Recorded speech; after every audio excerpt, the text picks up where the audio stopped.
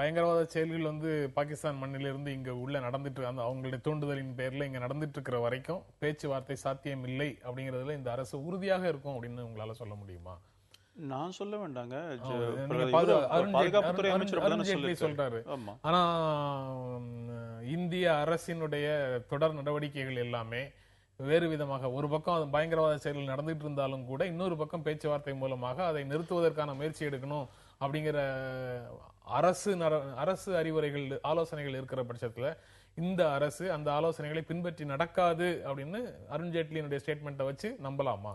இல்ல, கண்டிப்பாங்க. எப்பயுமே இருக்க முடியாது. நான் என்ன சொல்றேன், இப்போ பங்களாதேஷ் இன்ஃபில்ட்ரேஷன் நடக்குது. இப்போ அரசாங்கத்தினுடைய துணையோடு நடக்குதா அல்லது அவர்களாக உள்ள வராங்களான்னு பார்க்கணும். அவங்களாக உள்ள வரனா அந்த அரசோடு சேர்ந்து அதை தடுக்க பார்க்கணும். இங்க கூட ஐஎஸ்ஐனுடைய துணையோடு தான் லஷ்கர் இ தொய்பா போன்ற இயக்கங்கள் ஆக்டிவா இருக்கு அப்படிங்கறதான ரிப்போர்ட்லாம் சொல்லுது. இப்ப அவங்க சொல்லட்டும் எங்களுக்கு சம்பந்தமே இல்லைன்னா, அப்ப சம்பந்தமே இல்லைன்னா நீங்க அந்த இதெல்லாம் எல்லையில இருக்கிற அந்த தீவிரவாத அதெல்லாம் முகாம்கள் அழிக்கப்படணும். இல்ல, சில நல்லெண்ண நடவடிக்கை பாகிஸ்தானும் எடுக்கணும். அதன் மூலமாக தான் இதை சரி பண்ண முடியுமே தவிர தூண்டி விட்டு கொண்டே இருப்பார்கள். நம்முடைய எல்லையில உள்ள ஊடுருவார்கள், நம்முடைய பாதுகாப்பு ராணுவ வீரர்கள் கொண்டே இருப்பார், நம்ம பேசணும்னு சொல்வது ஒன்றும் சரியா ஒரு விஷயம் இல்லையே. நீங்க பயங்கரவாத செயல்கள் பாகிஸ்தானுடைய தூண்டுதலின் பேர்ல இந்திய மண்ணில் நடந்துட்டு இருந்ததுன்னா ப்ரோஆக்டிவா அந்த முகாம்களை அழிக்கக்கூடிய வேலையை இந்திய அரசு செய்ய வேண்டும் அப்படிங்கிற பார்வையை நீங்க எப்படி பார்க்க? இல்ல, நிச்சயமா அது ஏற்றுக்கொள்ளத்தக்கது. அது தவறான விஷயமாக இருக்க முடியாது. இன்னொரு விஷயம் என்னன்னா, அதையும் தாண்டி இது ஏற்கனவே இருந்த காங்கிரஸ் அரசு இதே போல சொல்லி தான் கிட்டத்தட்ட 50 ஆண்டுகளுக்கு மேலாக இந்த விஷயத்தை கடத்தி கொண்டே வந்தது. பிஜேபி அரசும் இதே போன்று சொல்லிக்கொண்டே இந்த விஷயத்தை கடத்தாமல் ஒரு சரியான தீர்வை எடுப்பதற்கான ஒரு முயற்சியை பிஜேபி அரசு எடுக்க வேண்டும் என்று என்னை போன்றவர்கள் விரும்புகிறோம். சகோதரர் சொல்ற ஒரு பாயிண்ட் உண்மைதான். அதாவது கடந்த காலங்களில் காங்கிரஸ் அரசு இதுக்கெல்லாம் ஒரு முக்கிய காரணங்க காஷ்மீர் பிரச்சனை தான். காஷ்மீர் தான் இந்தியா பாகிஸ்தானுடைய மைய பிரச்சனையாக இருக்கிற ஒரு விஷயம். அதற்கு எப்படி தீர்வு கொண்டு வர முடியும்னு பார்க்கணும் நம்ம. அதுதான் ஆர்டிகல் 370 அப்ரகேஷன் நீக்குவது. இது கடந்த தேசிய ஜனநாயக கூட்டணி ஆட்சியினுடைய கொள்கை தொடர்ச்சியாக, ஐக்கிய முற்போக்கு கூட்டணி ஆட்சியினுடைய கொள்கை தொடர்ச்சியாக கூட நான் கேட்கல. வாஜ்பாய் தலைமையிலான ஆட்சியினுடைய கொள்கை தொடர்ச்சியாக இந்த அரசு இருக்கும் அப்படின்னு பார்த்தா, அங்க பயங்கரவாத செயல்கள் நடந்துட்டு இருக்கும் போதே தான் ஆக்ரால பேச்சுவார்த்தை நடத்தணும், லாகூருக்கு பஸ் விட்டோம், வாகால சந்தித்து பேசணும் போன்ற பல விஷயங்களை பார்த்தோம். அதாவது சில ஐசோலேட்டட் இன்சிடென்ட்டுக்காக பேச்சுவார்த்தை நிறுத்தணும்னு நான் சொல்ல வரல. ஆனால் அரசாங்கத்தினுடைய ஆதரவோடு நடக்கின்ற பேச்சு இந்த மாதிரி பயங்கரவாத செயல் நடக்கும்போது நிச்சயமா பேச்சுவார்த்தை தொடரக்கூடாது. அதே நேரத்தில் வாஜ்பாய் சொன்ன ஒரு விஷயத்தையும் நான் ஞாபகப்படுத்துகிறேன். You can change the history, geography cannot be change.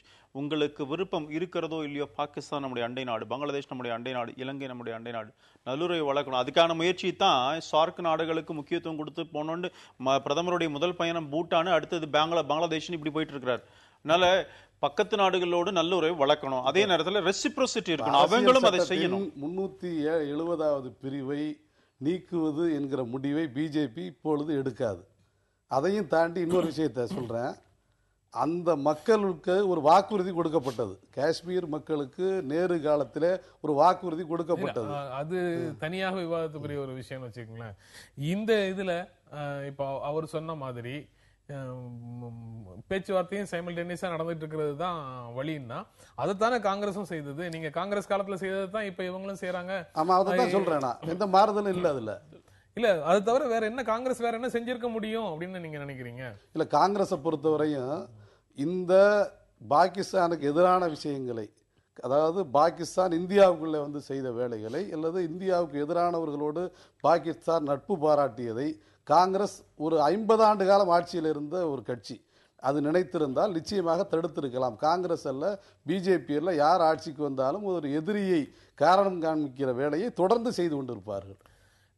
எதிரியாக அதை முன்னிறுத்தி இந்தியாவில் இருக்கக்கூடிய ஜனநாயக குரல்களை ஒடுக்கிறதுக்கு முயற்சி செய்யறாங்கிற புரிதலோட அந்த ஸ்டேட்மெண்ட்டை புரிஞ்சுக்கிறேன். இல்ல, நிச்சயமா இல்லை. அப்படின்னா பஸ் டிப்ளமசி தேவையில்லையே. உண்மையிலேயே நல்லெண்ண நடவடிக்கைகள் ஈடுபடணுங்கிறதா அந்த பஸ் டிப்ளமசி எல்லாம் வாஜ்பாய் அவர்கள் இருக்கும்பொழுது செஞ்சது. அண்டை நாடு இன்றைக்கு வேணா அவங்க வந்து வேற நாடா இருக்கலாம். ஆனா இவர் ப்ரீ-47க்கு முன்னாடி ஒன்றாகத்தானே இருந்தோம். ஒரு நல்ல நடவடிக்கையை இந்த அரசாங்கம் எடுக்க முயற்சி செய்து அப்போ எடுத்தது, இப்போ அப்படித்தான் நினைக்கிறோம். நல்ல உறவு தேவைன்னு தான் நினைக்கிறோம். ஆனால் அதே நேரத்தில் we can be soft, ஆனா அதே நேரத்தில் நான் ஸ்ட்ராங்காகவும் இருக்கேன்னு காட்டணும். எப்ப பார்த்தாலும் எல்லை பகுதிகளில் பிரச்சனையே பண்ணுவோம், அரசாங்கம் இதை பார்த்து கொண்டிருக்கணும்னு சொன்னா அது வந்து நம்ம வீக்னஸை அதாவது இன்னொரு செய்தியை காட்டாது. சொல்றேன். பாகிஸ்தானை மட்டும் எதிரி நாடா காண்பிக்கிறத விட்டுட்டு, பாகிஸ்தான் இங்க வந்து பெரிய அளவு போர் நடத்தி இந்திய பகுதியில் பிடிக்கல. ஆனா சீனா கொஞ்சம் கொஞ்சமா இந்தியாவுக்குள்ள வந்து கொண்டிருக்கிறது. இதை பற்றி யாரும் கவலைப்படுவதில்லை, எந்த ஊடகங்களும் இதை பற்றி பேசுவதில்லை. கவலைப்படுவதில்லைன்னு சொல்ல முடியுமான்னு தெரியல. கவலைப்பட்டு இருக்காங்க. ஆனா அரசு என்ன செய்ய போகுது அப்படிங்கிறது மிகப்பெரிய கேள்விக்குறிதான். இந்த நிகழ்ச்சியில பங்கேற்று உங்களுடைய கருத்துக்களை பகிர்ந்து கொண்டதற்காக புது புது அர்த்தங்கள் நிகழ்ச்சி உங்கள் இருவருக்கும் நன்றி தெரிவித்துக் கொள்கிறது. மீண்டும் சந்திப்போம். நன்றி, வணக்கம்.